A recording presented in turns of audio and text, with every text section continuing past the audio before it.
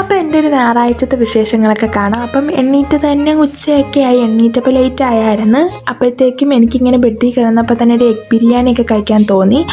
ഞാൻ എണ്ണീറ്റ പാടെ അതിൻ്റെ പ്രിപ്പറേഷൻസൊക്കെ നടത്തി അങ്ങനെ എഗ് ബിരിയാണിയൊക്കെ റെഡി ആയിട്ട് വന്നിട്ടുണ്ട്. അങ്ങനെ ബിരിയാണിയൊക്കെ കഴിച്ചു. പിന്നെ എനിക്ക് ഈ ക്ലാസ് ഇല്ലാത്ത ദിവസങ്ങളിലൊക്കെ ഈ old movies, Malayalam old movies കാണാൻ ഭയങ്കര ത്വരയാണ്. ഇപ്പം അത് കാണലാണ് എൻ്റെ മെയിൻ ജോലി. ക്ലാസ് ഇല്ലാത്തപ്പോഴേ കാണത്തുള്ളൂ. അത് കഴിഞ്ഞിട്ട് അങ്ങനെ ഇരുന്നപ്പോഴാണ് ഇർഫാൻ പറഞ്ഞത് നമുക്ക് ഷട്ടിൽ ബാറ്റ് വാങ്ങാം, അങ്ങനെ നമുക്ക് കളിക്കാം, ബോറടിക്കത്തില്ലല്ലോ എന്ന്. കാരണം എപ്പോഴും ബോറടിച്ച് അപ്പാർട്ട്മെൻറ്റിൽ വൈകിട്ടൊക്കെ ഇരിക്കുന്നത്. അങ്ങനെ നമ്മൾ അത് വാങ്ങാൻ വേണ്ടി അപ്പം തന്നെ ഇറങ്ങി.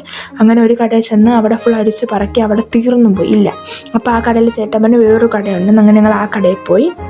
ഞങ്ങൾ അപ്പാർട്ട്മെൻ്റ് അടുത്ത് തന്നെ ആ കടയും. പക്ഷേ ആ കട ഞങ്ങൾ ആദ്യമായിട്ടാണ് കാണുന്നത്. അവിടെ കയറി ചെന്നപ്പോൾ ഞങ്ങൾ എട്ടിപ്പോയി. അവിടെ ഇല്ലാത്ത ടോയ്സിൽ എല്ലാ ടോയ്സും ഉണ്ട്. ഷട്ടിൽ ബാറ്റ് ആദ്യം തന്നെ നമ്മൾ കണ്ടുപിടിച്ചായിരുന്നു. അങ്ങനെ അതൊക്കെ വാങ്ങിച്ച് പിന്നെ ആ കട ഫുൾ ഞങ്ങൾ അടിച്ച് പറക്കി. കാരണം നല്ല രസമായിരുന്നു. ഞങ്ങൾക്ക് തന്നെ ആ കടയിൽ നിന്ന് ഇറങ്ങാൻ പറ്റിയില്ല. ഏതെങ്കിലും പൊടിപ്പിള്ളേരെയും കൊണ്ട് അവിടെ ചെന്നെങ്കിൽ ആ കടയിൽ നിന്ന് ഇറങ്ങത്തില്ല ആ പൊടിപ്പിള്ളേർ. അത്രയ്ക്ക് സാധനങ്ങൾ ആ കടയിലുണ്ട്. പല പല വെറൈറ്റീസ് ഓഫ് ടോയ്സാണ് ആ കടയിലുള്ളത്. അങ്ങനെ ഞങ്ങൾ ബാറ്റൊക്കെ വാങ്ങിച്ച് തിരിച്ച് അപ്പാർട്ട്മെൻറ്റിലോട്ട് പോയി. അത് കഴിഞ്ഞ് ഞാൻ അപ്പാർട്ട്മെൻറ്റിൽ പോയിട്ട് പുറത്ത് നല്ല വെയിലാണ്. അങ്ങനെ ദാഹം കാരണം ഒരു ക്യാരറ്റ് ജ്യൂസ് അടിച്ച് കുടിച്ചു.